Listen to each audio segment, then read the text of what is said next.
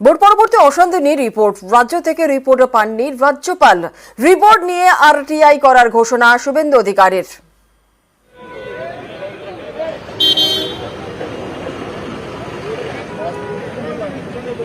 আমি রাজ্যপাল মহোদয়কে বলেছি, আপনার কাছে আসছি, আপনি কড়া বলছেন, আপনি এমনকি রিপোর্ট চাইছেন, রিপোর্ট পর্যন্ত পাঠায় না। আমি একটা আরটিআইও করেছি, আরটিআইর উত্তর দেওয়ার পরে লিগ্যাল স্টেপ নেব।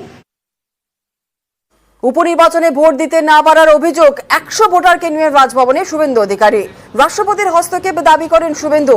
নির্বাচন কমিশনেও নালিশে জানাবেন শুভেন্দু অধিকারী।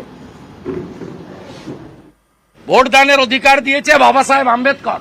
আমরা রাষ্ট্রপতি ভবনে এই যাদের ভোট দিতে দেয়নি তাদেরকে নিয়ে রাষ্ট্রপতি মহোদয়কে বলতে চাই, you are the constitutional head of our country. আপনি দেখুন পশ্চিমবঙ্গে কি চলছে। এই প্র্যাকটিস যদি বন্ধ না করেন, সব নির্বাচনে একই জিনিস করবে। ইসিআই এর কাছে আমি নিজে আজকে মেল করছি, টাইম চাই। 5 জন ভোট দিতে পারেনি এমন লোককে নিয়ে আমি ইলেকশন কমিশন অফ ইন্ডিয়ার কাছে যাব। মানুষের রায় মানতে না পেরে নাটক, শুভেন্দুকে পাল্টা কটাক্ষ শান্তনু সেনের। রাজ্যপালের কাছে যায়নি, পদ্মপালের কাছে গেছে। বর্তমানে যিনি বাংলার রাজ্যপাল তিনি কি আদৌ আর রাজ্যপাল আছেন?